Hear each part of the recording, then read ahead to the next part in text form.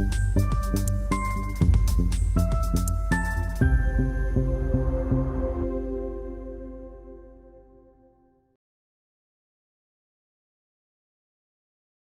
name is Preeti Mudliar. I am Assistant Professor at the International Institute of Information Technology, Bangalore, and I will be moderating this session. Just to let everyone know, this session is being recorded and will be shared on YouTube and archived on the CITAP website. We will begin the proceedings this afternoon with opening remarks from Srinath Srinivasa, who is Professor and Dean R&D at IIIT Bangalore. This will be followed by a presentation from the Fairwork India team, after which our invited panelists will share their comments. We have with us today Dr. Umarani Amara from the International Labour Organization, Karishma Mehrotra from the Washington Post, Sangam Tripathi from the Indian Federation of App-Based Transport Workers, and Tejasvi Panjiyar from the Internet Freedom Foundation. I will be introducing them as they speak. We will then move to discussion and audience interaction. Please type in questions in the chat box and we will take them up one by one. This will then be followed by closing remarks from Balaji Parthasarathy, Principal Investigator, Fairwork India, and Professor, Center for Information Technology and Public Policy, IIIT Bangalore. So let us begin. We will now hear Professor Srinath Srinivasa's opening remarks on the Fairwork report. So over to you, Professor Srinath. Thank you. Thank you, Preeti, and good afternoon, everyone. It's my honor and pleasure to be giving the opening remarks for this workshop. As the saying goes, during the last 10 or 20 years, several new words have entered our vocabulary, of which platform economy and gig economy, aggregators are some of the most recent additions to our economy. When the internet and the World Wide Web started, I remember as PhD students, there was this widespread opinion that we are entering into an era of very decentralized operations. Technology is going to decentralize societal organizations, power is going to get decentralized and so on. But in many ways, the opposite is also true. Technology, the very technology that can decentralize can also centralize operations and so on. So we are in effect in very interesting times, as the Chinese saying goes, may you be born in interesting times. So we are living in very interesting times, and really new paradigms of not only doing businesses but of social justice, and that of societal organizations are emerging. So in this backdrop, I think the work of Fairwork India is extremely significant. The Fairwork India ratings provides a much needed impetus for social justice and understanding patterns of exclusion and inclusivity in the economies. So I'm very glad to see this workshop being organized for the Fairwork India 2022 report, and as Preeti said, we keenly look forward to the 2023 report and also see how this report really impacts, makes an impact on the ground, and see what kind of policy changes and organizational changes this leads in. So once again, welcome everyone, and I look forward to listening to the discussions. Thank you. Thank you, Professor Srinath. I now invite Janaki Srinivasan and Maunika Nirukonda from the Fairwork India team to present highlights of the Fairwork 2022 report. Janaki Srinivasan is co-investigator Fairwork India and Associate Professor, Center for Information Technology and Public Policy at IIIT Bangalore. And Maunika Nirukonda is lead researcher, Fairwork India. Over to you, Janaki and Maunika. So thank you, everyone, and welcome to this webinar. We are thrilled that you could all make it, and we are really looking forward to the discussion we are about to have. So in the interest of making this interactive and hearing the most from our panelists, we are going to keep our description of the report fairly short. I'll kick this off with a broad overview of what the Fairwork project is and what it does. And then Monica, my colleague, will take it from there to give us more granular findings from the Fairwork India ratings this year. So as some of you might know, the Fairwork project evaluates and ranks the working conditions of digital platforms. And the annual Fairwork ratings provide an independent perspective on labor conditions of platform work, which can then inform policymakers, platform companies, workers, as well as consumers. And our goal is really to show that better and fairer jobs are possible in the platform economy. We are the only multi-platform, multi-sector, multi-city, multi-year study that that looks at these kind of contexts and work. The Fairwork India team in India is a 7-member team, some of whose faces you can see here and on the screen. Globally, we operate in over in 38 countries now, in 5 continents, and we have brought out 33 country reports since the Fairwork project started in 2018. Our work is really anchored in 5 Fairwork principles, which were collectively developed, and we believe that these principles are the basic tenets of work that must be fulfilled for platform work to be categorized as fair. The 5 principles are fair pay, fair conditions, fair contracts, fair management, and fair representation. And when Monica gets into the findings from our report, she'll say a little bit more on what each of these entail. These principles were developed in close collaboration with workers and other stakeholders. And each of these principles is further broken into a first point and a second point. The first point can only be awarded if the second point can only be awarded if the first one is fulfilled. Every platform receives a score out of 10, and platforms are only given a point when they can satisfactorily demonstrate their implementation of those principles. Now, it's important to note that failing to achieve a point does not necessarily mean that a platform does not comply with the principle in question. It simply means that there was insufficient data available to us to score it to satisfactorily say that it was awarded that point. In terms of methods, we use a combination of desk research, platform interviews, and worker interviews to arrive at our final score. And we also go through a peer review process in order to come up with the ratings that we do year after year. With this, I will hand off to Monica, who will tell us a little bit more about the 4th year of the Fairwork India ratings, which we conducted in 2022. Over to you, Monica. Thank you, Professor Janaki. So on the next slide, we see the scorecard of this year for 2022, with scores ranging from 7 to a 0. For anyone who wants to know more about the scores or the individual breakup, it's available on our website along with our report. A quick background note on our research is that, like last year, this year too, we tried to cover platforms operating in diverse sectors in the Indian gig economy, including food delivery, ride-hailing, home services. And as they gain popularity, we have also included a platform that provides instant grocery delivery, so making it a total of 12 platforms that were scored this year. So some key findings this year is that even with workers and worker groups repeatedly emphasizing the importance of a stable income for platform workers, platforms have been reluctant to publicly commit to and operationalize a minimum wage policy. This year, only 3 platforms, namely Urban Company, BigBasket, and Flipkart, have designed pay structures for their workers to ensure that they do not make below the hourly local minimum wage after costs. Another highlight is that, like last year, this year too, no platform has agreed to recognize and negotiate with the collective body of workers.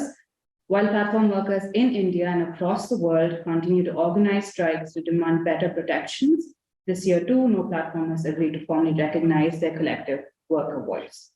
Lastly, recent reports and our interview show that platforms can act as a site for identity-based discrimination against platform workers by customers.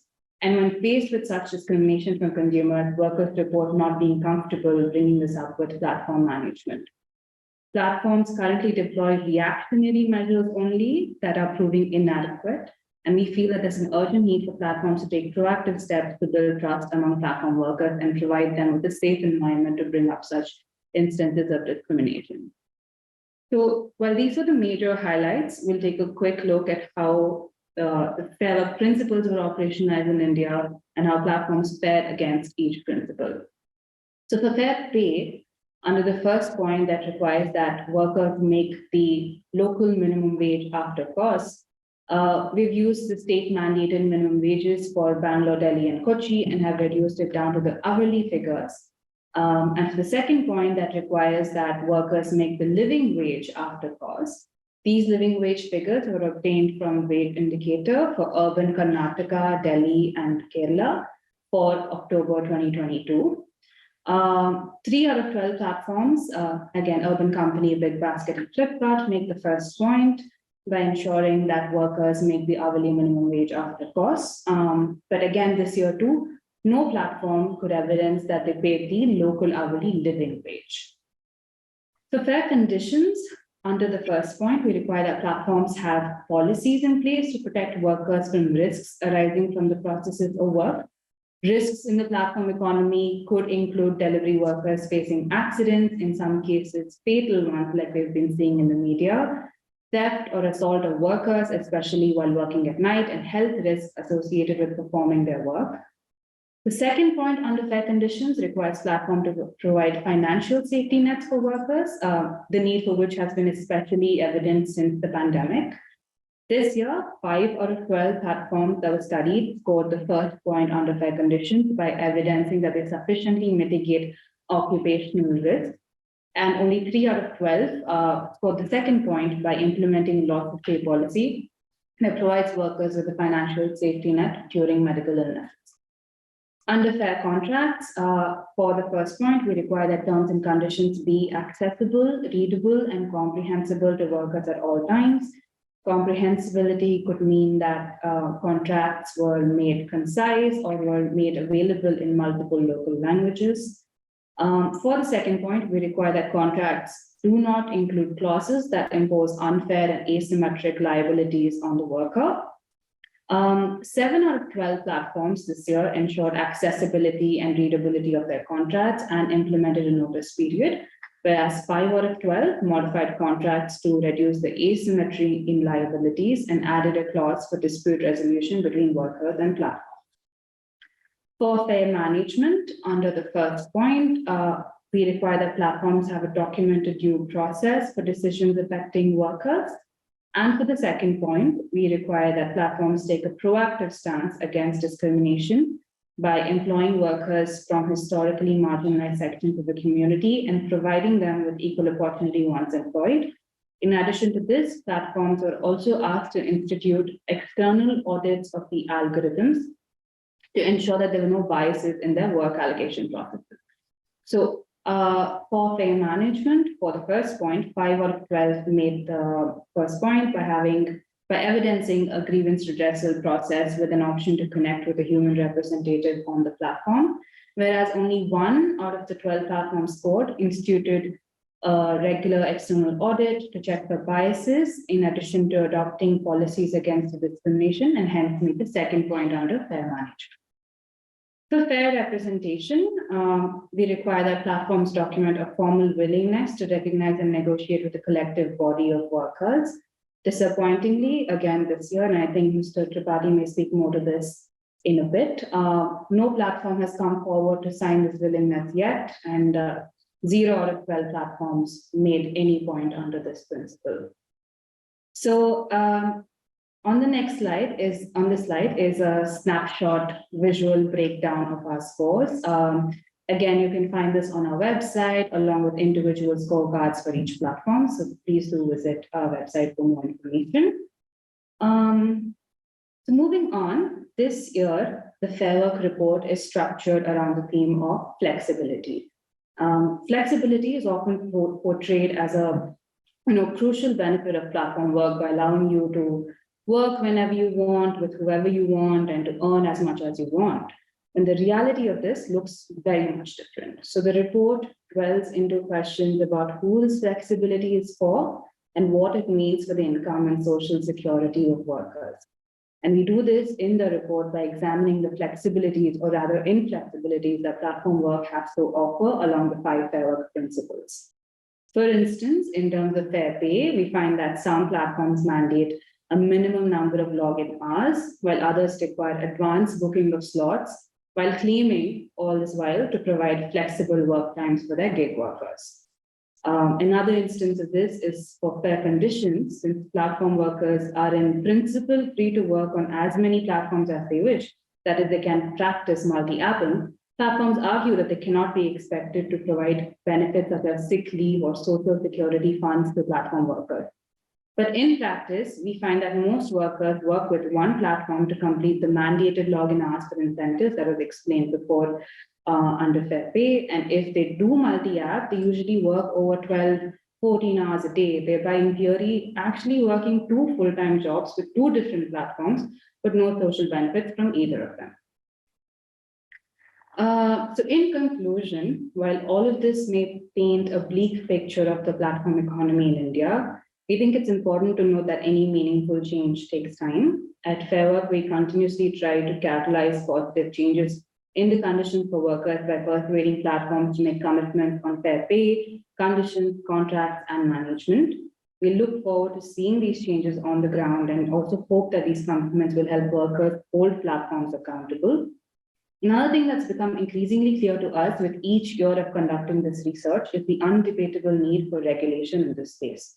Despite the scores ranging from a 7 to a 0, the aggregate score of all platforms this year is just 30 out of 120, while last year it was a 26 out of 110. Here, it's also important to note that our principles of fair work only ensure minimum fair working standards in the platform economy. And this gap in the aggregate scores implies that workers across sectors are working in depraved conditions and will continue to do so until platforms are forced by regulation to instill basic protection. We've developed a Fair Work pledge that is open to organizations to do more to pay attention to the working conditions of platform workers by asking them to pay heed to the relative scores of different platforms. This year at Fair Work India, we've had 9 more organizations sign up to be Fair Work supporters, and we look forward to having more organizations sign the pledge. If you would like to be involved in this a bit more, please contact us or just visit our website. I think that's it from us, from the Fair Work India team. I now hand off to Preeti for moderating the panel discussion. Thank you. Thank you, Janaki and Maunika. We will now turn to the panelists for their comments on the Fair Work 2022 report and future directions for 2023. Our first panelist today is Dr. Umarani Amara. She is a senior economist at the research department of the International Labour Organization. She has conducted research on informal economy, minimum wages, poverty and inequality issues with a focus on gender. Since 2016, she has been working on digital transformations in the world of work, wherein she tries to explore how labor and social institutions could be strengthened to address economic and social inequality. In 2021, she coordinated the ILO's flagship report on World Employment and Social Outlook 2021, the role of digital labor platforms in transforming the world of work. Over to you, Uma. Thanks a lot, Preeti, for this kind introduction. And also thanks to Balaji and Janaki for inviting me here for the panel discussion. And I'd like to congratulate both Balaji and Janaki, as well as the entire Fair Work team that has been working behind this report, which is really very impressive.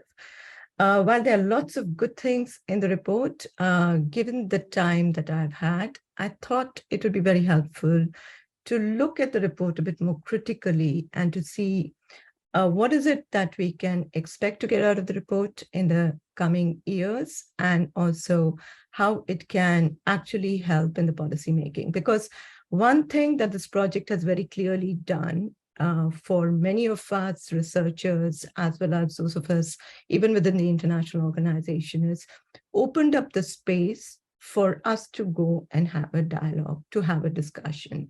I do remember that one could not even, access Urban Company in 2018 and 2019 to do any sort of a work, even to do a survey. We were blocked as the ILO also. But today you can approach them and you can have a discussion. So I do recognize that this is really a big, big step forward that has been made, which is because of this project. Without this project, this would not have been possible. And I guess this is so with many of the companies. So I do want you to have that in mind as I go about, looking at what is it that I wanted in the report, and how is it that we can shape the report in the coming years, which might be useful, especially for not only the regulatory space within our country, but also the regulatory space in other developing countries, which have some very similar characteristics.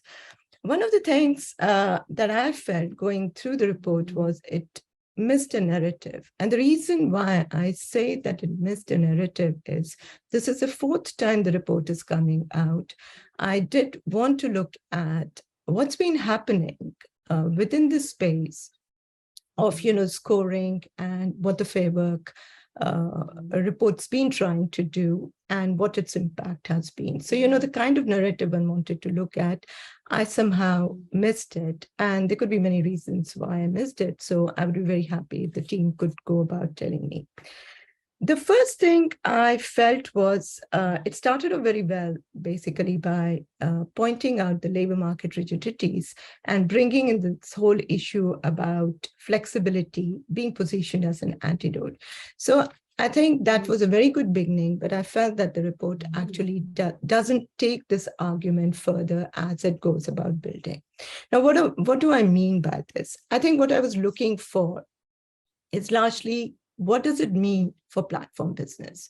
Yes, they want to move away from labor market rigidities, want to bring about more flexibility, more consumer-oriented.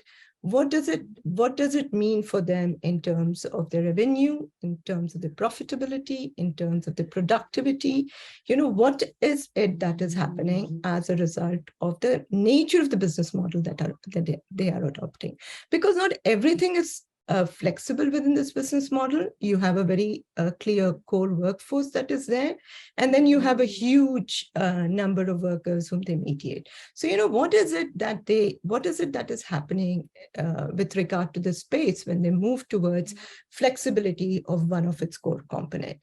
And then when certain policy changes are being introduced, which you very clearly go about in detail in the appendix and other parts of the report, I think one of the things I wanted to know was, what are the factors that are motivating them to bring about this policy change? And again, what is the impact of that policy change on a number of other indicators that they have, which is the reason why they hold on to this entire notion of flexibility per se. I think probably you have a lot of this information with you, and it would be really nice to bring this out and much more clearly as what is driving up some of this. I do remember when I was doing the VESO 2021 report, where Uber had very clearly in its report, very clearly said that, if they moved towards employer-employee model from the existing model that they had, they cannot survive, because it's impossible for them to give out those kinds of employment protection to the workers per se. So they would be at losses. So, you do know some of these nuggets from their annual reports per se, but talking to them, probably you get more in-depth understanding of what's happening. The second thing I wanted to actually raise was, there seems to be two different things that are being researched as part of this project. One is of the types, one is digital labor platforms very clearly, which involves delivery and personal services, domestic services, taxi platforms. And then you have other models that are there, like, the Big Basket or the Flipkart, which are the e-commerce models, which operate also very differently in a sense that while these are much more mediating platforms, these other two have one part of it, which is called the delivery workers. So I really wanted to understand to what extent some of the policies that might be there for the core workforce or workers in general, or the kind of regulatory mechanisms these two companies would be following, because I guess they would be part of the Companies Act and all of it. How does that actually affect the kind of model they choose for just the delivery business? So I was thinking, should we club them all into one, or would it be more meaningful to discuss them in two different sets? And I'll come to that in a minute as to why I raised this, because the rules and regulations that these types of companies would have are probably quite different than that of others. Related to this is that what I found, I also had a chance to look at, the reports since 2019 and to see what are the platforms you've been following. I see that you have been continuing with most of the platforms, but some of the platforms you have been dropped out. Now, what's the reason behind dropping out? Because, if I really think back, one of the motivations behind having the scoring systems or having this project is to ensure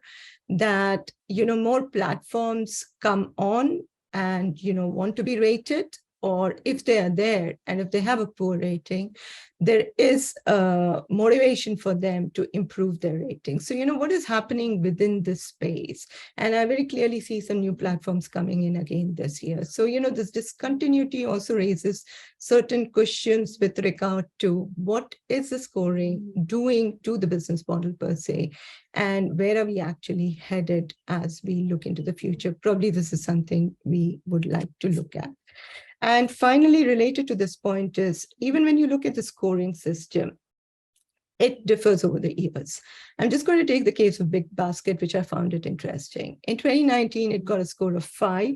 It came down to 2. It then increased to 4. And this year, it's 7. Now, if I understand, and you can correct me, if I look at the different principles of fair work and what is being captured, it's more the policies. So if a policy is in there, that means that the scoring retains. So, what is it that is driving these changes over the years? And I think this would be very interesting for us to understand as to if they're improving, how are they improving, and how this has an impact on outcomes. That brings me to the third point that I want to raise with regard to the fair work principles itself. Now, there are a couple of things I do want to say in regard to that. Number one, that I see, the more I look at it deeply, I see quite similarities between the employment protection legislation indicators that both the ILO has, OECD has, World Bank has its own indicators, and there's a very nice index from the Cambridge University that is being developed too. So all of these indicators that are there, they basically measure the policy indicator. They don't really get into the question of process and the outcomes. So I feel that even within the fair work principles, the way the measurement is happening, you can correct me again if my understanding is wrong from what I've read. I feel again that we are getting into those policy spaces and then trying to look at what's being done, but how is the implementation and how is the enforcement and what the outcomes are not there. And the reason I raise this is my own work on minimum wages. I think there's one that I've published in the case of India, looking across sectors and occupations. I think it came out in 2012. Very clearly shows that you have a minimum wage legislation that is there for many sectors, many occupations.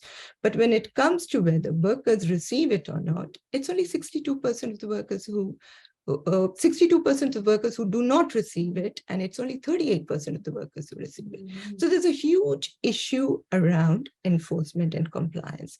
And I think this is something I'd like to be picked up as part of this report as we look into the future. And that's one of the reasons I thought of putting this point out. And related to that, I saw a very interesting example in the report, which unfortunately picks up on the right fares, saying that, you look at whether the workers, after, discarding all the maintenance and the running costs that are there, whether they get minimum wages or not. I would be a bit more careful about using minimum wages for all types of work. I think in the case of taxi platforms, I think what would be really helpful is to stick within the transport sector, not move them into a tech company. Within the taxi sector, you have very clear fares, which are set up by the local municipalities or the states or the regions, whatever they are. And I think what would be interesting looking into the future would be how much does those meter ride fares cost, which have been actually set up by the government machinery versus what's being calculated using the surge pricing mechanism of the platform algorithm. I think one comparison of that would be very interesting. Then the second thing which would be very helpful is, even if you want to take the national minimum wage, irrespective of the kind of skills of the workers that are there, to compare what the wages of, or what the earnings of the workers are, and then try to find what the difference is. So basically what you see is the difference in amount, or the inequities that exist between the earnings and even of the lowest and the lowest minimum wage. But this should not lead to us saying that this should be the minimum wage that it should be applied to. Because for me, that creates a lot of problems, especially within the regulatory space. Because somewhere down the line, I also look at the entire issue of fair work as rights and duties for workers. Either you have it or not, as simple as that. So there's nothing like it's being there, but you don't get it. Either you get it or you don't get it, period. So this is where regulation becomes very important. We can't start saying that there is a scale at which some people get it and some people don't get it. And I think the scale is something we need to be very careful, especially in many of the developing countries where institutions are weak, where the regulatory machinery is weak, where enforcement and compliance is weak. So, we cannot fall prey to saying that, well, these platforms have got this much of rating using these principles, and well, let's apply it, nothing more than that. I think we need very clear, proper regulations. And that's where organizations like the ILO come very clearly, where we are having a debate about what decent work in platform economy is, what are the kinds of regulations that we need, which differ for both location-based and for online-based platforms, which need much more the global regulation. So I think one needs to be very careful while playing around how we actually use many of these indicators, basically. And for me, the story of taxi also brings out very clearly the story of flexibility.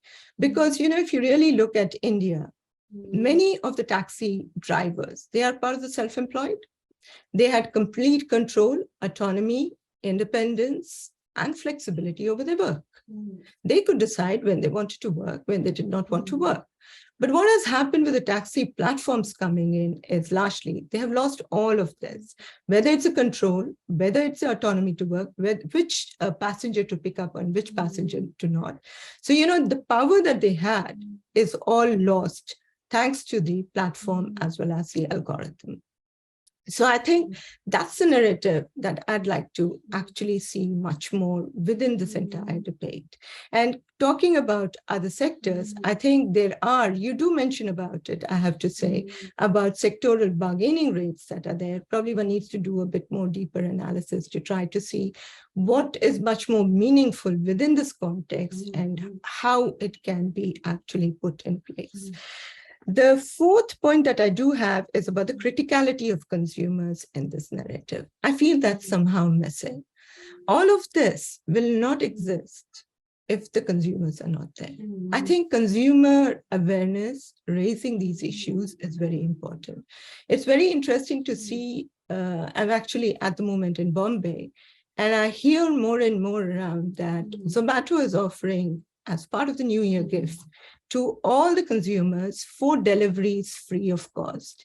Now, all of this would come at the cost of the worker, right? Somebody has to pay the charge. And it is the delivery charges that are delivery workers who are going to be affected. So, what is the role of consumers in this entire game? And here, it was very interesting to see that in Athens, in September 2021, there was a big protest by the consumers, which resulted in certain changes in policies in one of the platforms.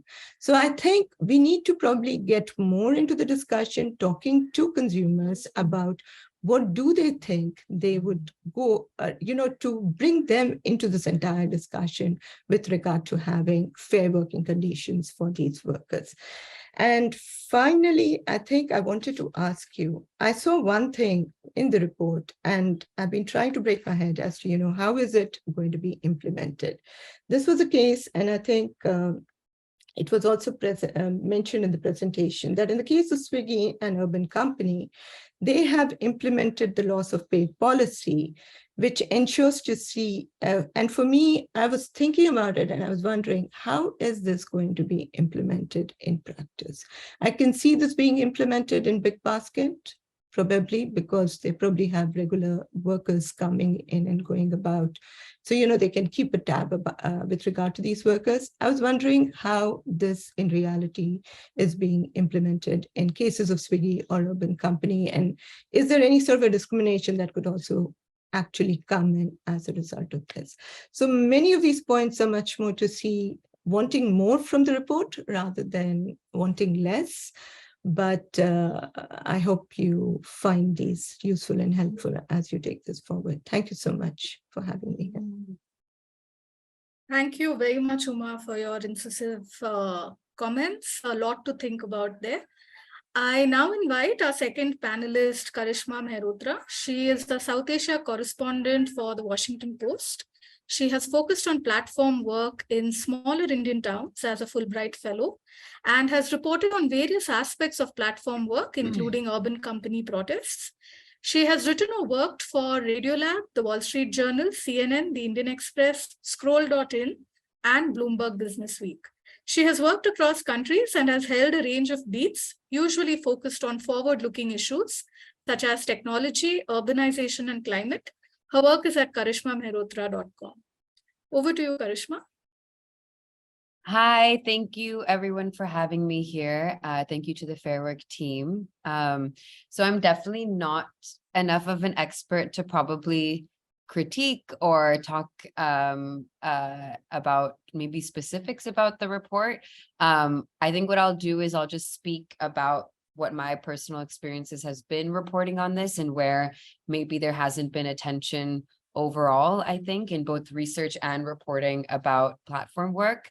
So one of the things I definitely have found is that looking outside of the mega cities, Bombay and Delhi and Hyderabad, Chennai, Bangalore, there's very little research and reporting about what's happening in the smaller towns. And I think there's a lot of interesting things going on there that do intersect with what's happening in the report.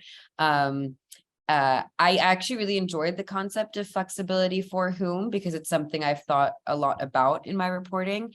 I do want to nuance it that it's not always flexibility that workers are choosing platform work. I found many workers who actually just have no other option. So it's not actually any positive thing that gig work is giving. It's just a safety net because they literally have no other job that they can find.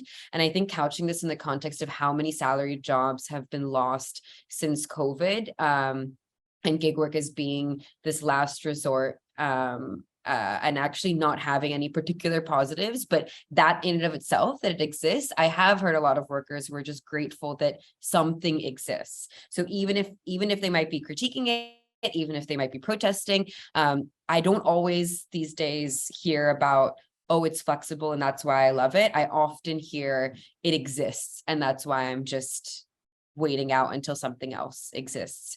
And actually, I have been starting to hear from some workers that if there was an option that was quote unquote less flexible in the way that the companies are discussing it, so a salaried job as a watchman, even if it might end up paying less, actually might be preferable to them, but that job isn't available to them.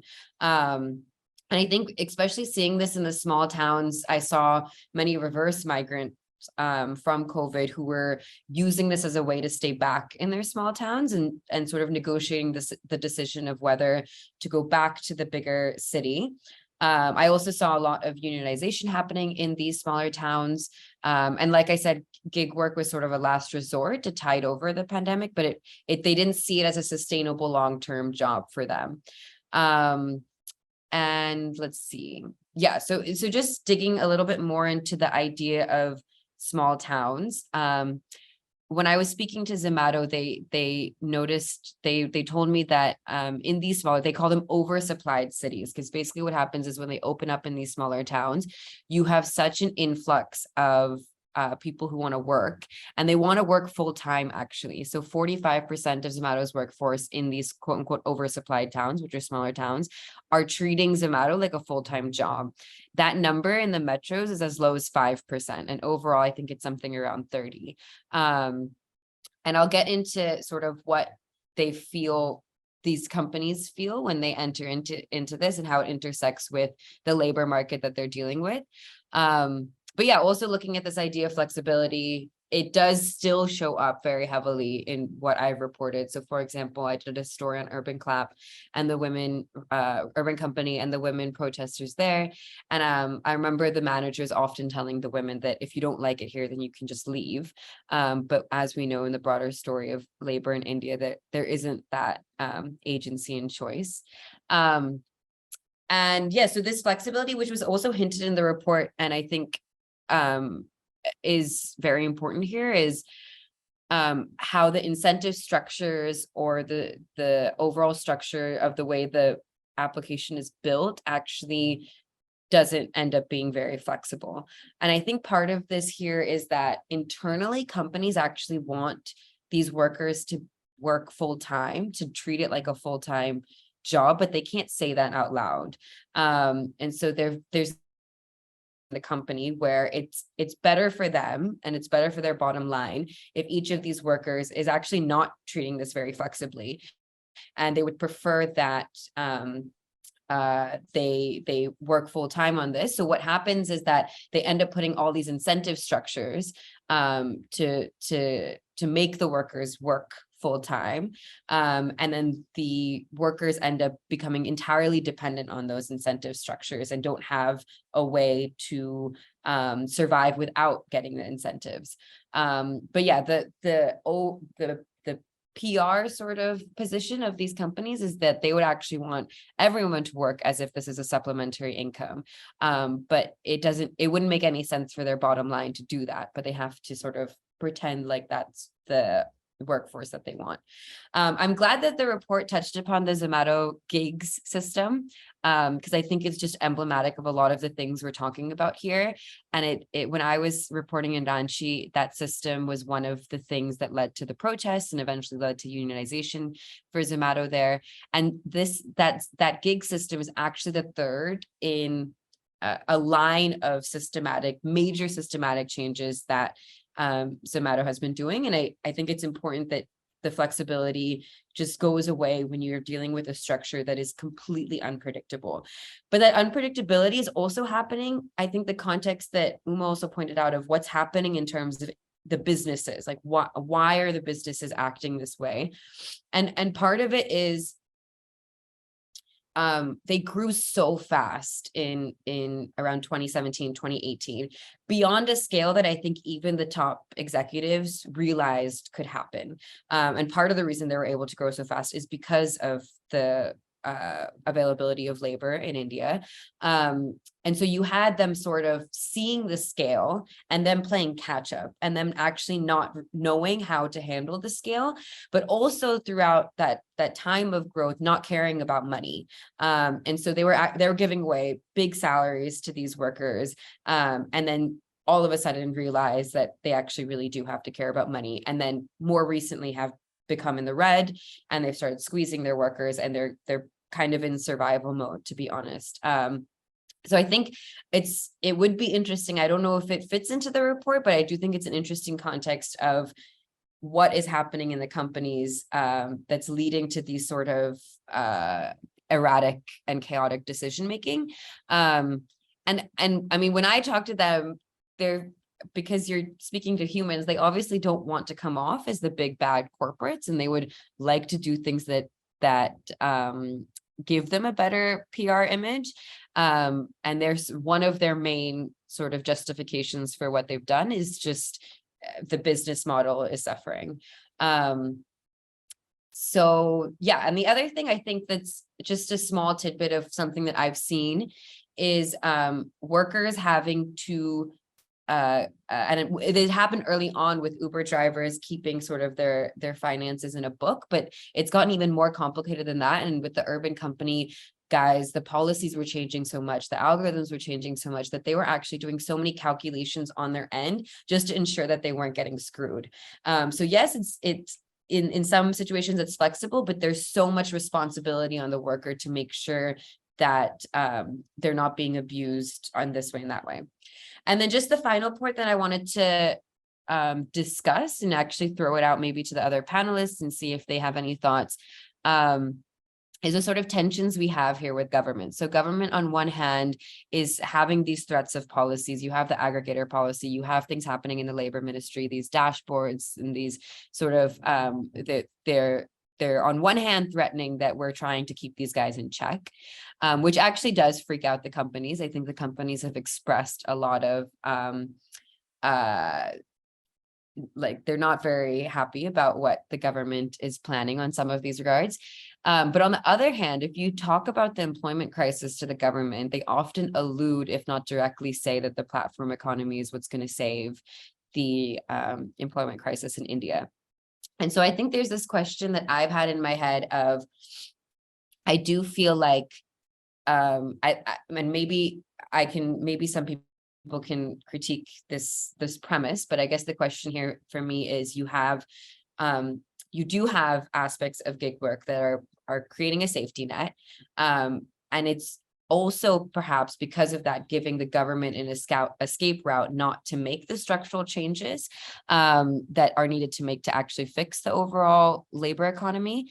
And I guess this question of, is that scenario informalizing the economy further? So because you have a super informal safety net that's really not stable for workers, but at least it's caught them in a time when a lot of people were desperate, has allowed the government to not actually answer questions about the structural issues in the labor economy.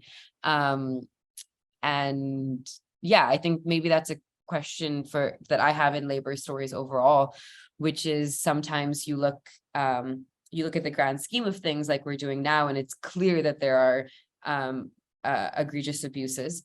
But if you look at an individual perspective, the nuances of that individual being grateful for that job because at least it exists and they don't have better options. And how do you sort of square these two and who is responsible for it? And how does that allow the government and these companies to just keep playing this blame game?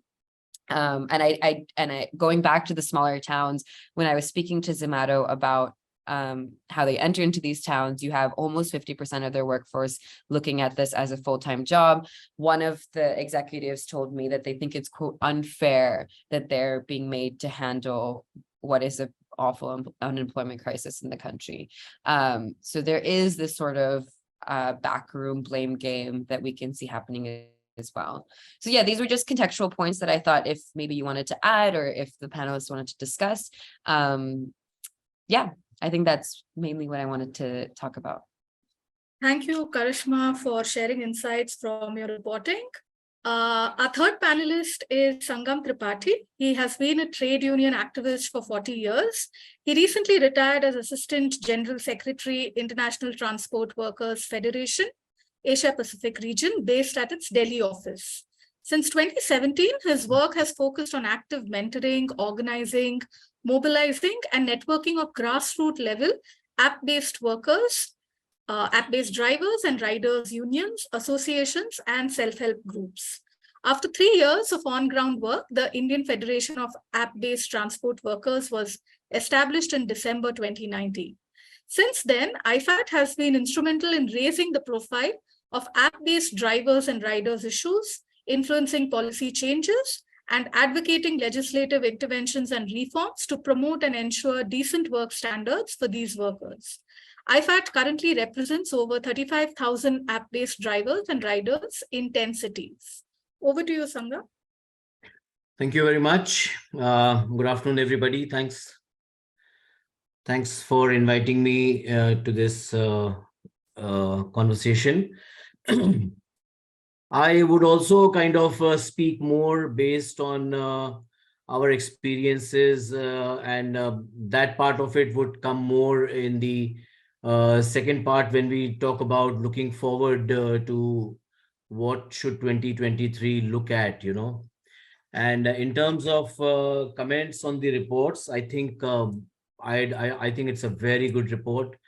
Personally, I have been following these reports. They have been very useful in terms of information, and we have freely kind of quoted these reports, your reports, in our correspondence to the companies and to the governments and so on and so forth. As far as this year's report is concerned, the 2022 report is concerned, I thought the theme of flexibility was very apt. And of course, the objective of a fairer platform economy is something that we are all fighting for. Particularly on pages 14 and 15, I really liked the way you critiqued on the Niti Aayog report. We have made almost the same points in private to some of the authors of the Niti Aayog report, and also to others, where these reports were being discussed. We also quite agree with you that, the report has stopped short of being a bold report. They've just kind of cobbled things from here and there and, written some lofty aspirations, and that's about it. But it lacks content, it lacks vision. So all your points, I agree with most of the points that you have raised about the Niti Aayog report, about it not being serious in terms of the number of workers that work in these sectors. I mean, why could they not go back to the companies and ask them? Ultimately, the companies have data on all the workers that are employed there, but they didn't do that. About the earnings and the revenue of the sector, where they have again said that, concrete figures and real figures are not available. All of this is available if they had to approach to the companies. And I mean, it's the Niti Aayog approaching, it's the Government of India body approaching. So I don't know. And a lot of other places where they have kind of, skirted details and made very casual statements about increased earnings and other things, I think it's all a bullshit and a very casual kind of an approach, especially coming from a think tank, government think tank. So I quite like that part of the report, the pages 14 and 15. Pages 16 and 17, you have talked a little bit about the IFAT PIL and how the PIL kind of is an attempt to look at the legal and policy context. The way you have written it, I think I'm not going to dispute that, but then probably something was missing there. And what was missing there was that, and I'm just sharing this because we went through that whole process when talking to our lawyer friends before the whole drafting of the PIL was being done. And we had people like Indra Jay Singh and Gayatri Singh and other lawyers advising us, listening to us, talking to us, advising us. And what they kind of said to us, which made a lot of sense, to us was, they said that, look, if you are only going to focus on the issue of misclassification of the workers, as probably the UK case did, the Uber BV versus Aslam case in the UK Supreme Court.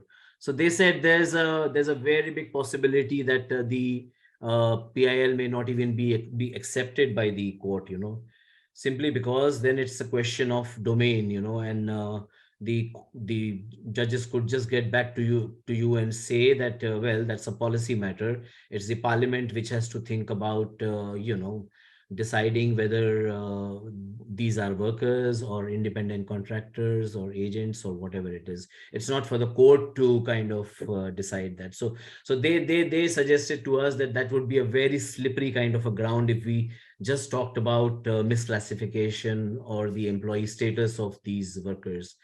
And therefore we shifted focus as per their advice and said, okay, let's talk about social security. This is something which is an integral part of the Indian Constitution, even if it appears in the directive principles.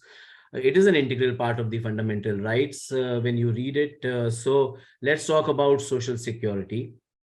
And therefore, if you read the main prayer of our PIL, it talks about granting social security to these workers. And this is where the lawyers kind of use their wisdom. So the main prayer says that, you know, there's a 2008 law on unorganized and informal sector workers, and that talks about social security for these informal and unorganized sector workers. But the gig and platform economy didn't exist in 2008. This is a relatively newer phenomena. And so now the big question we have before us and our constituency, that's our members and workers in the gig and platform economy, is where do they come under, under which law would they come? You know, either you make the 2008 law applicable to them, you know, or kind of, you know, there should be a new law. Now the social security code is there, it makes a mention of gig and platform workers, but it doesn't go beyond that in terms of what benefits would be extended to these workers. So that is the basic prayer as far as the PIL is concerned. So our basic premise there is not about employment status, because we do realize that we are not strong enough on the ground. Our policy making, our legislation is still very, very weak and kind of not very concerned about this sector. So we thought it makes a lot of sense to rather go for the low hanging fruits, you know, and then once we have social security, then kind of, you know, improve upon them and talk more about employment status, earnings, and so on and so forth. So that was just a point I wanted to make about pages 16 and 17, where it gives some to the reader, it gives an idea as if, you know, the whole PIL is talking about employment status, misclassification of these workers. It is not. I then thought that there were some very good sections. I liked the section on changes in focus. That was quite a good section in your report. I thought the worker stories is a very good idea and should be continued.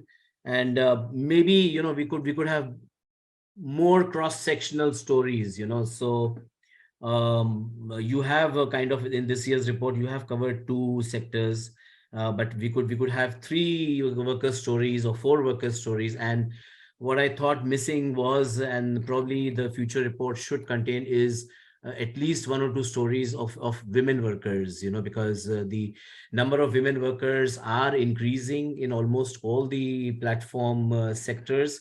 And there are very, very sordid and sad stories, you know, of discrimination and, you know, of women workers. I think those stories need to be brought out in public reports like these, you know. So that's as far as the worker stories is concerned. The pathways of change part of the report, I thought, and this is again, I'm just sharing it on the basis of our experience. I don't know how possible it is for your team to do, but in future reports, I think apart from talking to the stakeholders like the companies, the managers, the workers, policymakers, I think, you know, if you think it can fall in the realm of your mandate, I think we should also start talking to the politicians about these companies, you know. And I say this again on the basis of my experience, in the sense that when the Social Security Code was being discussed in the Parliamentary Standing Committee, and when we managed to get one small entry into that, access to one of the Parliamentary Standing Committee members, who of course was very, very helpful. And in the sense, he talked to us a lot, and he said, okay, let me know what the ground level situation is. Let me know what all is needed. Let me know how it works, what doesn't work, this, that, and all that. So that kind of, and then he said, you know, of course, he took most of these things to the discussions in the Parliamentary Standing Committee when the Social Security Code was being discussed. But then he also kind of said that, you know, even in the ruling party, there are many, many members of parliament who are willing to listen. It is just that somebody has to go and approach them. So it is not just that we can only approach the opposition MPs or the opposition politicians, but also many people in the ruling party. So I don't know. This is, like I said, this is something that I'm telling you on the basis of our experience when it came to the Parliamentary Standing Committee, and also after the Social Security Code was approved by the Parliament, and it became a question of framing the rules. That was again when we kind of, networked with a lot of organizations, civil society groups, and said that, we should intervene here and we should kind of also make a presentation to the members of the parliament about rules, and also to the bureaucrats about what should the rules contain, and how because the rules is really the flesh and bones of every law, so we did that. And again, there were many politicians who were very, very open to receive our ideas. I'm not saying that, people said that, okay, this will now appear in the rules, but then in terms of access and in terms of approach and in terms of reaching out. So I don't know if that is possible for the Fairwork team in future, but I think just looking at the way this sector is booming, like your own report says, next to agriculture, probably this is one sector which is really booming, So this is as far as the report of 2022 is concerned. I have a few comments about the 2023 report and the direction that we see, or probably again, experiences of ours as in terms of our work, and how we at least would like some of those to be reflected in terms of your approach to the 2023 report. So I'll just present a few instances of developments internationally as well as nationally. So when we talk about international developments, Uma already spoke about the focus of the ILO on the platform economy, and how at least this is what we feel reading and listening to people in the trade union movement and others, that hopefully by 2025 there will be some kind of an instrument which the ILO will be able to present, and that's a very good sign. I mean, I have been reading some of the background notes of the meeting of experts, the last meeting which took place in December, and how everything kind of is moving in a very definite direction, So I think we should kind of keep track of these things, these developments, because these are going to be very important developments. So apart from the 5 Fairwork principles, which again, I think, are derived from the ILO Declaration on Fundamental, Policy and Rights at Work and the Decent Work Report. I think apart from those 5 principles, we should also kind of keep track of international developments that are taking place in terms of the ILO, debate, or the experts, and how this whole discussion is moving forward. Another interesting development that has happened is the EU directive, and again. November, December was a very, very critical time and a period, because this EU directive on platform workers is, now there is almost a deal reached in December 2022 amongst the member of European Parliament. And it's very, very interesting, the deal that has been reached in terms of the principles that every country in the European Parliament, every country group in the European Parliament has agreed, after all the give and takes and the objections and so on and so forth. So 2 very, very important developments. One is that there is now an agreement that,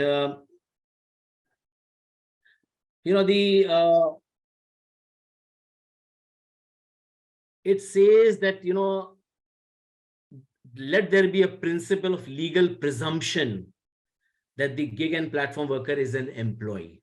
Okay, so there is a presumption there will be a presumption in the EU directive where it will be presumed that every gig and platform worker is an employee, and it will be the onus of the platforms to prove otherwise.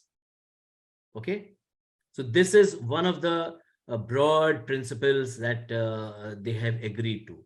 Okay, and the other broad principle they have agreed to is about the algorithms and the management of algorithms, and it says that there has to be a human oversight for all algorithm decisions that significantly affect working conditions. And if you read that a little more in detail, it continues to talk about promoting collective bargaining across the board for platform work. So as and when these principles are now again kind of, elaborated and they come into some kind of a directive, shape of a directive, 2023 is going to be a very, very important year as far as this is concerned, because now we think it's going to move in a very definite direction and something concrete is going to be there. And if the EU directive can come into place, I mean, it's going to be a harbinger for struggles and, policies and interventions, legal interventions, legislative interventions for everybody to kind of follow these. The third thing that I would like to discuss is the IFAT is affiliated to an international organization called International Alliance of App-Based Transport Workers. So this is an exclusive alliance of app-based transport workers, platform-based app transport workers, the Olas, Uber, Lyft, Careem, and you name them, So we have 25 countries, we have around, 16 countries, we have around 25 organizations, workers organizations affiliated to it, including the ADCU, the UK union, which had steered the Supreme Court case. And there are unions from North America, Africa, Asia, and Australia and New Zealand. So the one thing we succeeded last year in July 2022, after a lot of discussions internally, was we have finally been able to file an OECD complaint against Uber. And this we have filed in Netherlands. So July 2022, we have filed an OECD complaint against Uber, basically saying, that these companies, they breach our OECD guidelines. They fail to pay drivers fairly and transparently. There are unfair dismissals without following proper process, and they fail to ensure health and safety of drivers at work. Now, the complaint has been accepted, and early this year now, the TOR, the terms of reference, are going to be framed. And to back up those to back up this OECD complaint, what we are trying to do now, from now onwards until the next month, is affiliates of IIITW, which includes the Indian Federation of App-Based Transport Workers. We are kind of aiming to collect around 50 to 60,000 petitions signed online by drivers. Yeah. To kind of, and the whole the focus of the petition is stop deactivation now, because deactivation is really the tool that is used by these companies to punish workers, throw them offline when they have the supply of the drivers is more than the demands. They simply deactivate the app, the app of the drivers. So it's used as a tool of exploitation all over the world. There's a commonality of this. So we aim to collect something like 50,000 signatures on this. I'll just take 2 more minutes and then I'll stop. So that's at the international level. At the national level, what we are trying to do, of course, the Social Security Code, its rules, and of course, the Motor Vehicle Aggregators Guidelines. These are 2 kind of instruments we have at our disposal, and on the ground, there's we in the IFAT have agreed that we're going to spend all our energies this year, 2023, to follow up that the Social Security Code is first of all implemented by the center, and then the states implement them. And of course, the Motor Vehicles Guideline, as it exists today, is a relatively good piece of guidelines. And if these guidelines are implemented by the states, we will be able to resolve quite a lot of the immediate and very crucial problems of the drivers. The last thing is, there was a very recently in November, December, there was a great turning point which we experienced, and that has something to do with the Bharat Jodo Yatra of Rahul Gandhi. So as Rahul Gandhi was doing his Bharat Jodo Yatra, he was traveling through the states, and we had asked our app-based drivers, unions, activists, and others to try and join the yatra and to try and talk to Rahul Gandhi. And so in Telangana, in Maharashtra, and in Rajasthan, particularly these 3 states, there were opportunities where Rahul Gandhi got to hear a lot about. And then in one of his speeches in December in Alwar, he made a statement in one of his speeches that something should be done for these gig and platform workers, and Congress governments will ensure that something should be done for these workers. And so that was the speech in the evening. And next day morning, Ashok Gehlot, the chief minister of the state, called a press conference and announced that as per Rahul Gandhi's wishes, Rajasthan will become the first state to implement social security for the gig and platform workers. And we kind of caught that immediately. And since then we've been lobbying the state government. And from what we hear from sources is that on 3rd of February, when the Rajasthan state budget is going to be presented, a political statement is going to be made by the finance minister saying Rajasthan will undertake to implement social security for the gig and platform workers. And we are having a meeting. That's great to know, Sangam, but we really have to move on. Sorry. Thanks very much for these insights and a very encouraging sign from the Rajasthan government. Our next panelist is Tejasvi Panjiyar. She is Associate Policy Counsel at the Internet Freedom Foundation. She did her post-graduation in public policy at UP Jindal Global University. She pursued her undergraduate degree in political science from Kamala Nehru College, University of Delhi. Her work at IFF covers issues of privacy and data protection, platform governance, cybersecurity, and telecom policy. Tejasvi also has a special interest in labor practices in the platform economy, the impact of digital revolution on platform work, and the emerging challenges. Over to you, Tejasvi. Thank you, Preeti, and good evening, everyone. Before I begin with my remarks, I'd just like to congratulate the Fairwork team on the launch of its 4th annual report. I'd also like to thank the team for inviting me to this session and hosting me as a panelist. I know there's paucity of time, so I'll just keep it brief, but I'd just like to state that I won't be critiquing the report as such, given my limited expertise. However, given that my work at IFF and in general focuses on digital rights, I will focus and expand on aspects in the Fairwork report which are aligned with digital rights of workers. And towards the end, I will provide some suggestions based on my understanding of privacy violations faced by workers. Now, Fairwork Project's 4th annual study picks the right aspect to focus on.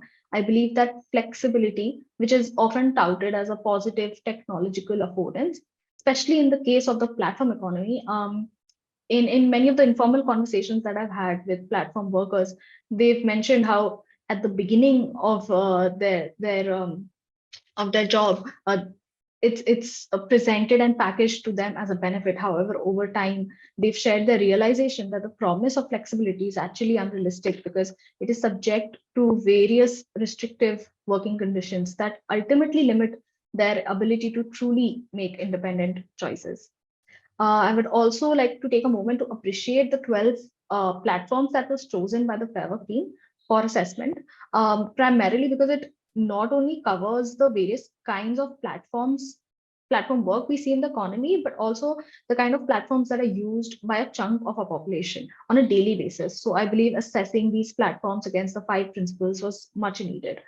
Now, coming to the key findings, while all of them were quite interesting, I believe that one that really got my attention was the findings on the principles of fair management. As per the findings, Urban Company, which was the only platform to receive the 2nd point, instituted regular external audits to check for biases in its work allocation systems, in addition to adopting policies against the discrimination of its platform workers. This, I believe, is a positive step, as platforms often, even unintentionally, codify employers' biases through their design of algorithms. Now, the issue of algorithmic responsibility has been a key facet in the broader debate around platform economy. So while in theory, the gig economy's equal opportunity nature is one of its strongest assets, in reality, the machine learning algorithms curated by coders might have some inherent bias into them. So I think the big question to which all of this ultimately boils down is that are algorithms capable of reinforcing biases? And does the platform design amplify exclusion along the lines of gender, caste, and other social characteristics? Here I found the section which captured the lived experiences of platform workers in the Fairwork report particularly interesting. And I concur that I wish I would have seen more of those case scenarios. That was pretty interesting to read, but it did give us a direct insight into the working conditions of the platform workers. Now, coming to the policy scenario in the country that was covered by the Fairwork report as well, that's of particular interest to me. It rightly points out that the Digital Personal Data Protection Bill 2022, or the DPDPB, which is likely to have repercussions for the data collected from platform workers, is yet to be passed by the Parliament. I like to appreciate also the principle of fair condition that has been explained in the report, wherein a point was awarded to the platforms that mitigated occupational risks and had a policy for data protection. I think that was a very, very positive step taken by the Fairwork team. However, I do believe like what could have been included or expanded upon in the report is how the current version of the bill, even in its state as a bill, will impact workers' data. For instance, the current version of the bill does not explicitly categorize sensitive personal data, and thus does not include special provisions for protecting processing, collection, storage, and sharing of sensitive personal data by employers. Now, what's even more interesting is that this categorization and special protection was afforded in earlier versions of the bill. Furthermore, the DPDPB also allows for processing of personal data by employers without the consent of the employee for certain purposes, for instance, verifying attendance. However, in the current bill, the purposes related to employment have been expanded, and it's been expanded to include prevention of corporate espionage, maintenance of confidentiality of trade secrets, intellectual property, and classified information. For such purposes, essentially, consent of the employee is not necessary for processing their data. Now, this has two implications. Firstly, on a more general level, obviously, such an overbroad carve-out being granted to the employers is a clear threat to individual privacy and dignity of labor. But also, it is worth noting that although this provision is limited to employers and employees, it may well be applied to platform workers, given that DPDPB doesn't define employers and employees. It's just something worth thinking about, and I thought like I'll bring this up today is the best time to bring it up. I'd also like to dwell a little on other Fairwork principles that have been listed, and also the harms faced by the platform workers that have been listed. Platform workers and also the partner agreements in a lot of cases in this industry lead to significant disadvantages for workers. For instance, and some of this has already been listed, but to re-emphasize, delivery workers have complained of constant surveillance by platform apps, low net pay even after long working hours, unsafe working conditions due to high velocity demands placed by platform apps, and a hostile working atmosphere that penalizes workers for even minor infractions. So the report also makes a mention of indirect methods that are employed by platforms, such as gamification of worker ratings that basically displays a weekly scoreboard of top performers as a way to increase intra-worker competitiveness and encourage them to work for longer periods and stay online for longer periods without compensating them for the same. These are concerns that we've also at IIF raised beforehand, and we really appreciate the inclusion of such issues in the report. For instance, Zomato riders we've seen have said that logging off the app leads to phone calls and messages from their team warning them to either log back in or risk losing their payment incentives.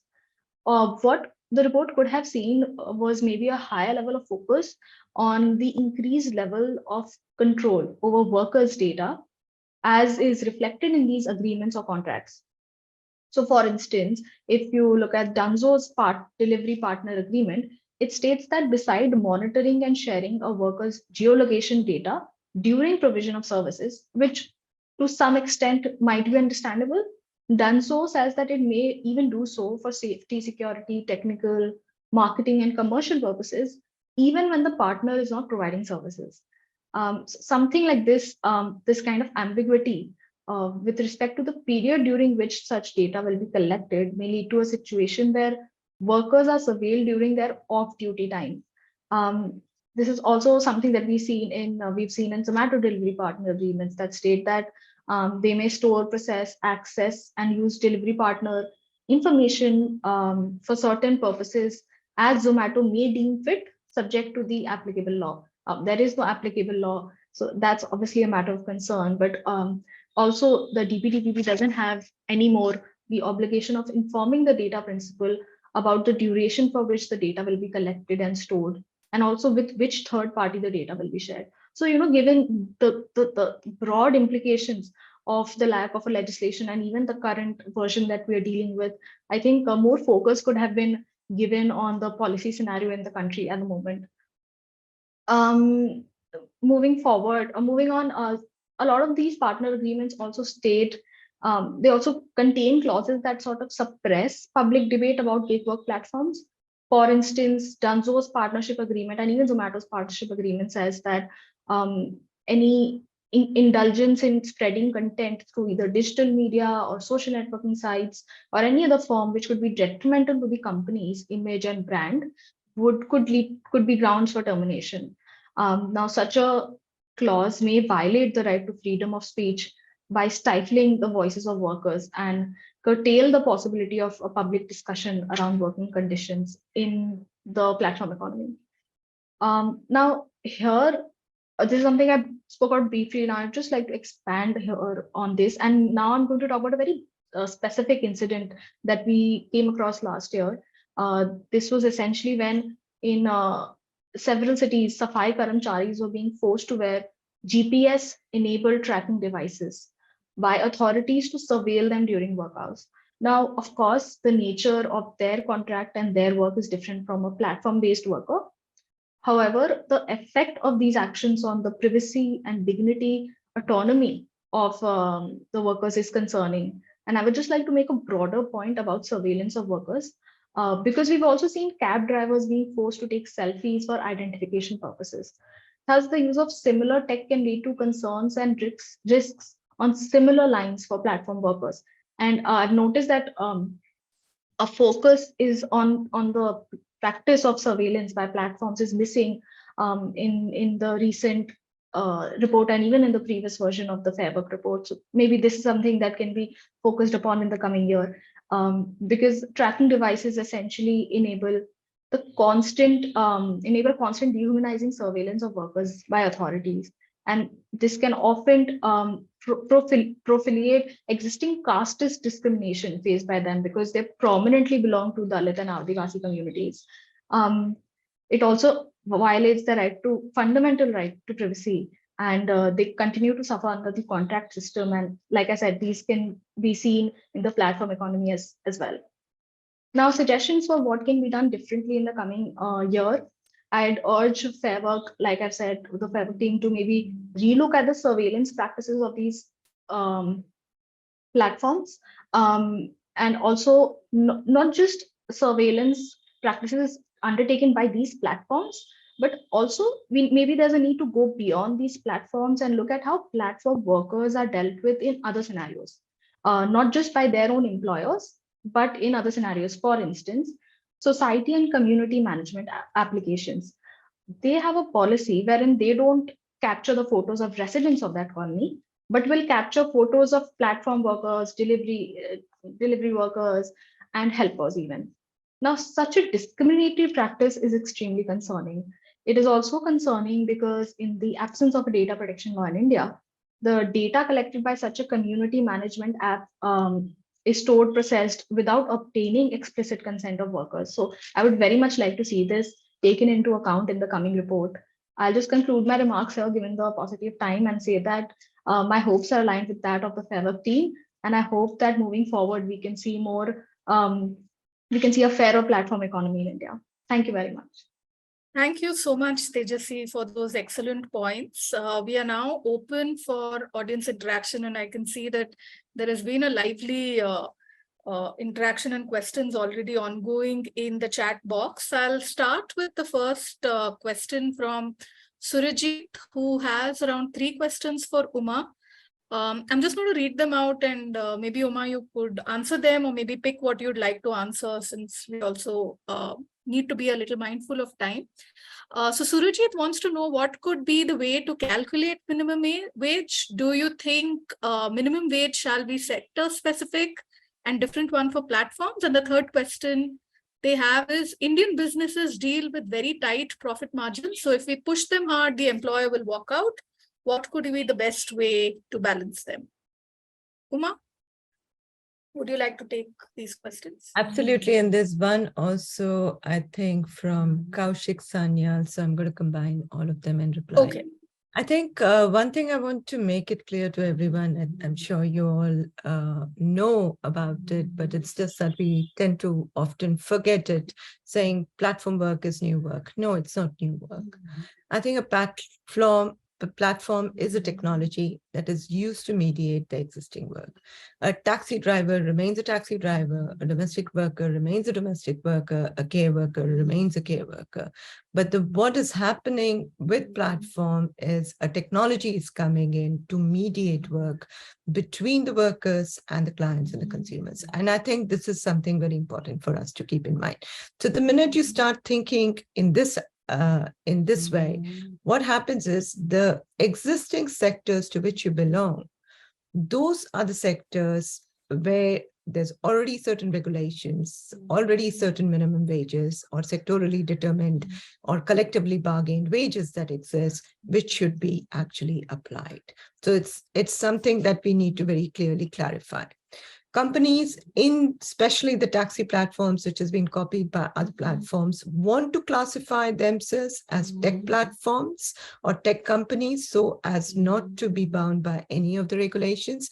And I think that's one of the first steps forward we need to do, is to ensure that workers remain in the sector they are and are not moved to the technology sectors.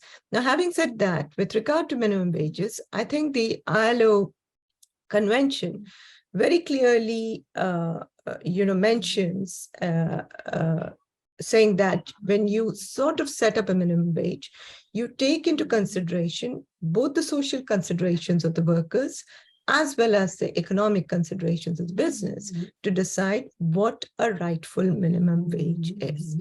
If a minimum wage is set at a level that a particular business cannot pay, there are countries, and there are within in each of these countries in certain sectors where actually the government comes and subsidizes the businesses so as to ensure the worker gets a minimum wage. If we are not able to pay even a minimum wage to the worker, that means that probably that kind of a business should not exist, because that's pure exploitation. I think that's one of the basic principles that we need to very clearly adhere to. Now, the question of Kaushik Sanyal relates to that, saying, do informal sector workers have minimum wages? Very clearly. Much of the minimum wages that have been set up, they've been set up for some in the formal sector, but much of it are actually relating to workers in the informal sector. So that's a minimum wage legislation that we have in this country, which is covering all workers. And what's interesting is now we have a national minimum wage that exists, not still completely binding, but I think we are into the process of ensuring that it's completely binding, where irrespective of your worker status, whether you're formal or informal, you will be covered by the national minimum wage. As I have the floor, I just want to make one point which was raised by Sangam relating to the ILO tripartite constituents and the ILC discussion. We have managed, after deliberations during the November governing body meeting, to ensure that the topic of platform economy is up for discussion in 2025. Now, there's a billion-dollar question there, whether it's going to be a general discussion or a standard-setting discussion. If it's a general discussion, it might take 2 years, and then comes a standard-setting discussion. So we're still a long way to go by the time a convention comes in.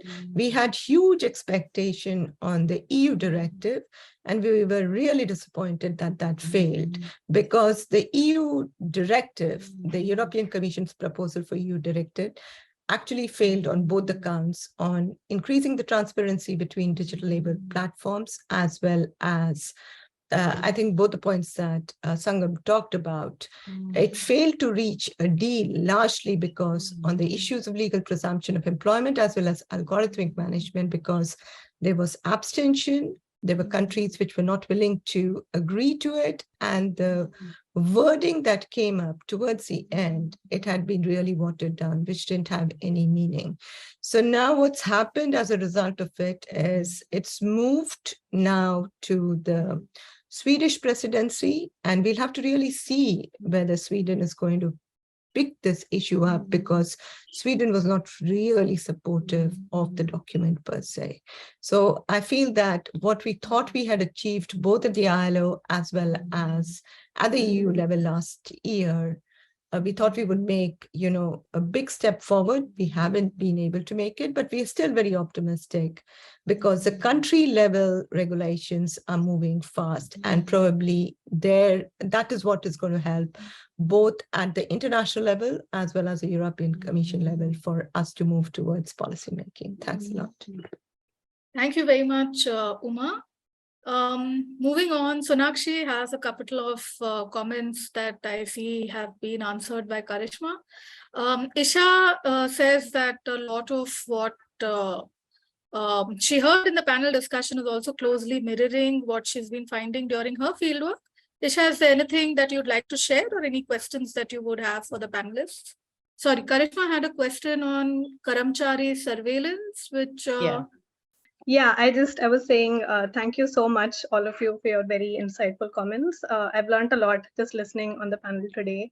I've been working in Mumbai for the last 3 to 6 months, and I've been interfacing with mostly women gig workers, but also women gig workers at urban company, but also a lot of male drivers working for various rideshare apps, and also speaking to union workers and representatives and managers and leads at the platform companies themselves. And I think a lot of what especially Karishma and Tejasvi mentioned are things I've also been finding in my fieldwork here, which is that I think for a lot of these companies, they started out being funded by VC capital. And so they did have a lot of money to kind of spend in the beginning. And so workers would see a lot of huge bonuses and pretty large salaries. And that's really becomes very, very, things have changed a lot over like the last year. I am seeing across sectors that workers are reporting being blocked en masse and being deactivated en masse. And it's leading to a lot of job insecurity, a lot of wages that they are owed but aren't getting. And women in particular are having, I would say, somewhat unique experiences, because for women workers, they prefer to do home services or app-based work because they have care responsibilities at home. But they're finding that working at platform companies is a lot more precarious than they had bargained on. And they also require a large initial investment in terms of training and buying kits. So that's something that's really been pulling a lot of workers back. I think, at least in Mumbai, the union is nascent. It's being built up right now. And the trouble I'm sensing with the union, also with research organizations and anyone who's trying to reach out to workers in large numbers, is that it's a very fluctuating, very precarious group. And so just establishing that sort of large base has been difficult. That's something that is continuing, especially when you have migrant workers and so on. Yeah, I'm just checking my notes to see if there's anything else. Yeah, and I think another thing I've noticed is there's a very large dynamic network of emerging platforms and apps, which aren't as long lasting as these big platforms that have been there since 2014 or 15. But every time there's a large worker resistance, so that people leave these apps en masse or are blocked en masse, there are so many of these smaller platforms set up by workers who have left, who are then trying to recruit workers who have also left or are leaving or being blocked. So there's this whole proliferating sort of web of smaller platforms that are appearing and disappearing as we see these larger platform dynamics operate as well. Right. Yeah, those are most of my comments. Thank you so much. Right. Thanks, Isha. Sonakshi has a question. She missed the name of the union that you mentioned that is growing in Mumbai. Would you be able to share that in the chat with everyone? Yeah, I have been speaking to members of the All India Gig Worker Union. I think they have a pretty established base in Delhi and Bangalore and a few other cities. And in Mumbai, they're currently building up their operations and trying to reach out to workers across sectors. All right. Thank you so much. If there are no more questions or comments from the audience, then we can move on for closing comments. So I now invite Balaji Parthasarathy, Principal Investigator at Fairwork India, and also Professor, Center for Information Technology and Public Policy at IIIT Bangalore, for his closing remarks on today's session. Over to you, Balaji. Thanks, Preeti, and thanks everybody for your comments, especially the panelists, and for all the reactions that your comments elicited on the Fairwork report and the broader question of what platform work means in this country and globally. Preeti, I'm going to take the liberty of going to making this a little more than sort of closing remarks, because I think there are some really interesting questions that were raised by the panelists and others. So if people have time, you can. So I thought I'd take the liberty of taking a few more minutes to address these points. Not all of them, in the interest of time.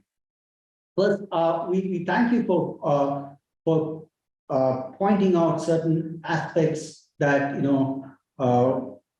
in which we could do more. I mean, specifically, I think Uma raised the issue of talking to consumers, and we do acknowledge that. In fact, we are planning to launch a national study of people who use digital platforms. We couldn't do it last year. There were logistical limitations, but yes, we do realize the importance of that. Hopefully, we'll have it for the 2023 study.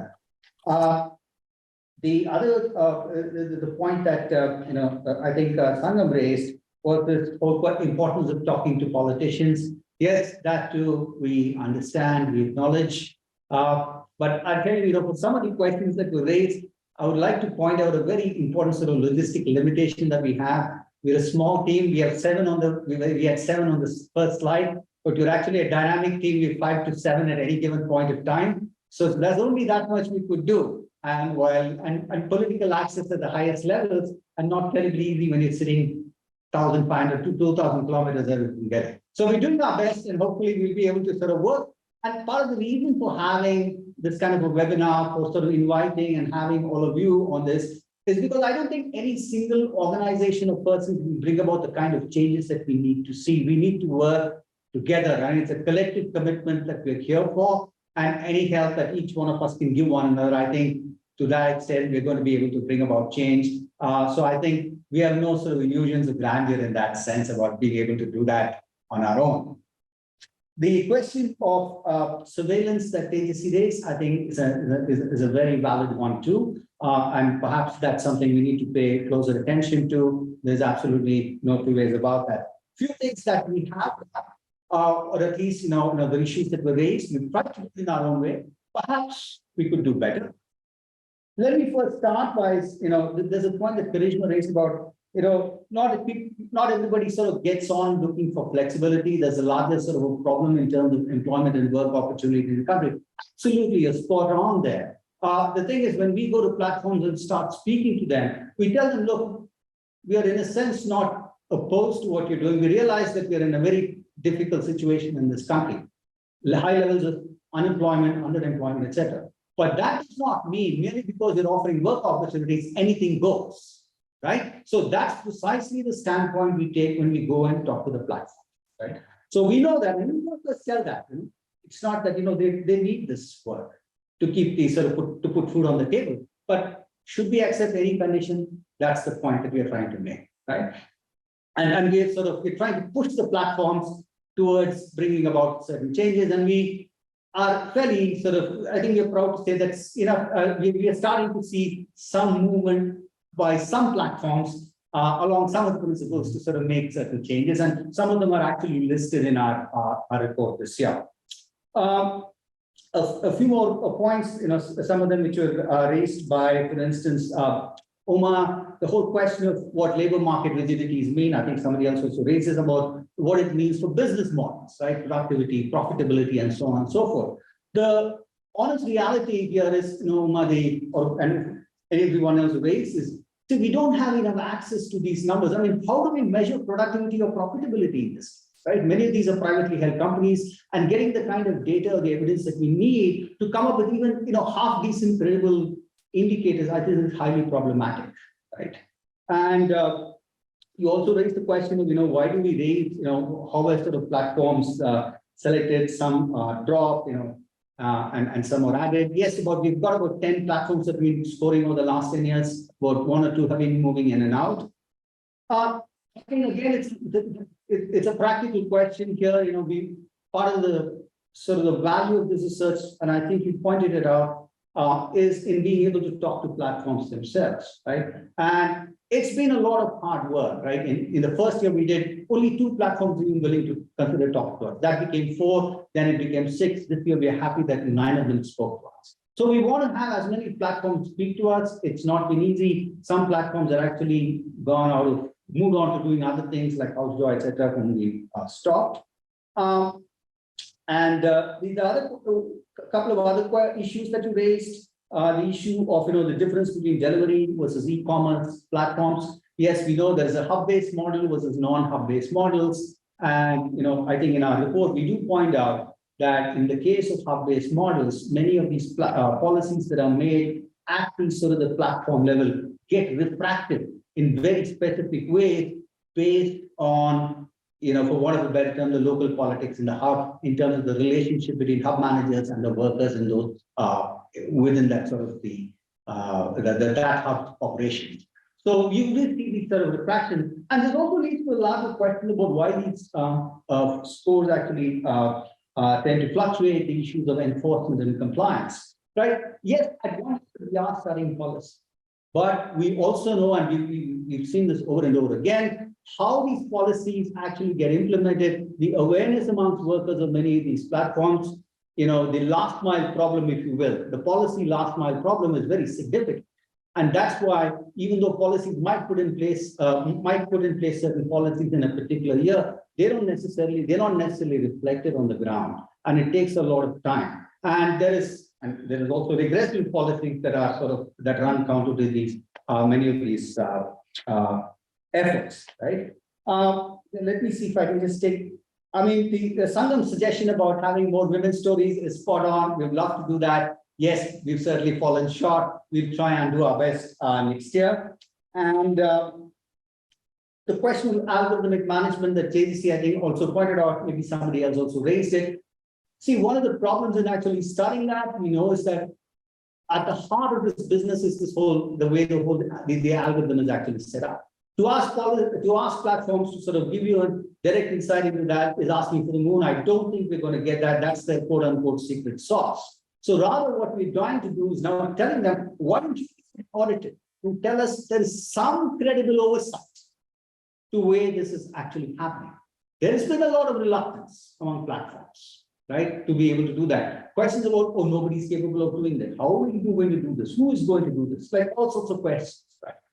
But nevertheless, we do think that it's a very matter of critical importance, pushing platforms to actually figure out how work allocation is going to get done, because that has direct implications to what matters most to them. That is, how much are they going to take home at the end of the day, right? So I think these are all excellent issues that have been raised.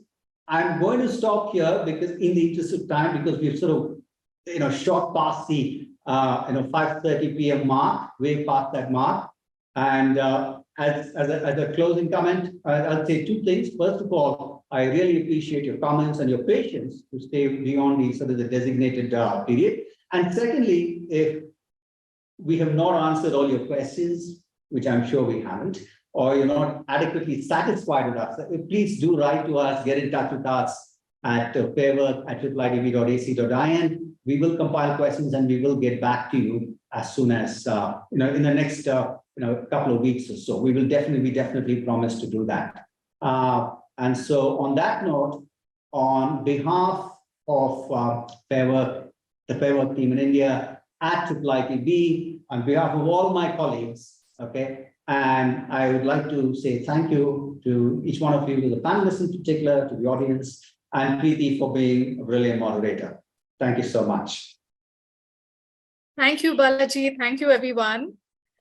With this, we now come to the end of the webinar. Thanks so much, everyone, for your participation and for your insightful comments and questions. We look forward to seeing all of you again next year for the 2023 report. Yeah. Okay, goodbye. Thank you. Thank you. Bye. Thank you for having us. Yeah. Bye.